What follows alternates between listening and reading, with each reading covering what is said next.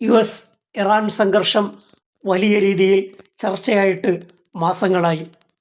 വലിയ സന്നാഹങ്ങളോടെ പടക്കോപ്പുകളോടെ ആക്രമിക്കാൻ റെഡിയായി എന്ന സന്ദേശം നൽകി US പശ്ചിമേഷ്യയിൽ ഉറപ്പിച്ചിരിക്കുകയാണ്.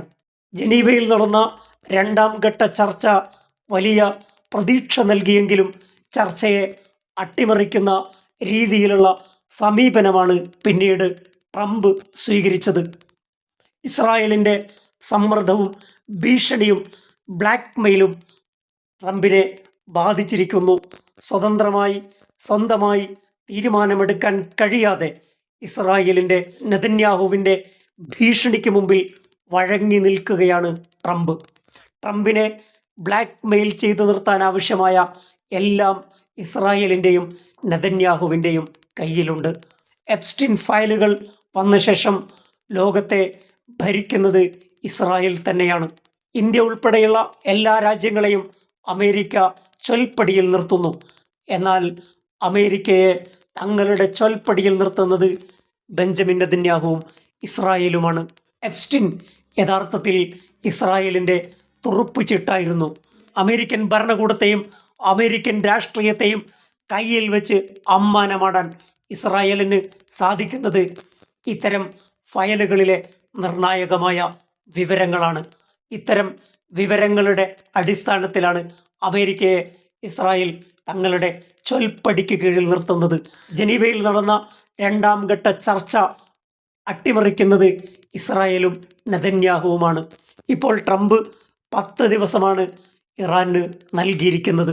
യുമായുള്ള ബന്ധം യുദ്ധത്തിൻ്റെ വക്കിലെത്തി നിൽക്കുമ്പോൾ ഇറാനും പ്രതിരോധ മാർഗങ്ങൾ സ്വീകരിക്കുകയാണ്. തങ്ങളുടെ സൈനിക താവളങ്ങൾക്ക് ചുറ്റും കോൺക്രീറ്റ് കവചങ്ങൾ തീർത്തുകൊണ്ടാണ് ഇറാൻ പ്രതിരോധ മാർഗമൊരുക്കുന്നത്. ഇറാൻ്റെ സുപ്രധാന സൈനിക സമുച്ചയമായ പാർച്ചിനിൽ വ്യോമാക്രമണങ്ങളെ പ്രതിരോധിക്കാൻ ശേഷിയുള്ള കോൺക്രീറ്റ് മേൽക്കൂരകൾ നിർമ്മിക്കുന്നതിൻ്റെ ചിത്രങ്ങൾ പുറത്തു വന്നു. അമേരിക്കയുടെ ഭാഗത്തു നിന്ന് ഇറാൻ ഏത് നിമിഷവും ഒരു ആക്രമണം പ്രതീക്ഷിക്കുന്നുണ്ട്.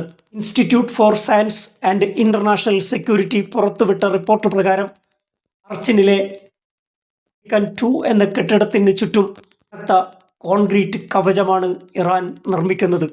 ഫഹാനിലെ ആണവ കേന്ദ്രത്തിലേക്കുള്ള തുരങ്കപാതകളും മണ്ണ് നിറച്ച് അടച്ചു കഴിഞ്ഞു. ഭൂഗർഭ കേന്ദ്രത്തിലേക്കുള്ള പ്രവേശന കവാടങ്ങൾ വ്യോമാക്രമണങ്ങളിൽ തകരാതിരിക്കാനുള്ള മുൻകരുതലിൻ്റെ ഭാഗമായാണിത്. ചില ആണവ പ്ലാന്റിന് സമീപമുള്ള തുരങ്കങ്ങളിലും കനത്ത സുരക്ഷാ പ്രവർത്തനങ്ങൾ നടക്കുന്നുണ്ട്. മിക്സറുകളും ഭാരമേറിയ യന്ത്രങ്ങളും മേഖലയിൽ സജീവമാണെന്ന് ഉപഗ്രഹ ചിത്രങ്ങൾ തെളിയിക്കുന്നു. US വിദേശകാര്യ സെക്രട്ടറി മാർക്കോ റൂബിയോ ഇസ്രായേൽ പ്രധാനമന്ത്രി ബെഞ്ചമിൻ നെതന്യാഹുവുമായി കൂടിക്കാഴ്ച നടത്തും. അമേരിക്കൻ തീരുമാനങ്ങളിൽ നിർണായകമായ പങ്ക് വഹിക്കുന്നത് ബെഞ്ചമിൻ നെതന്യാഹുവാണ്.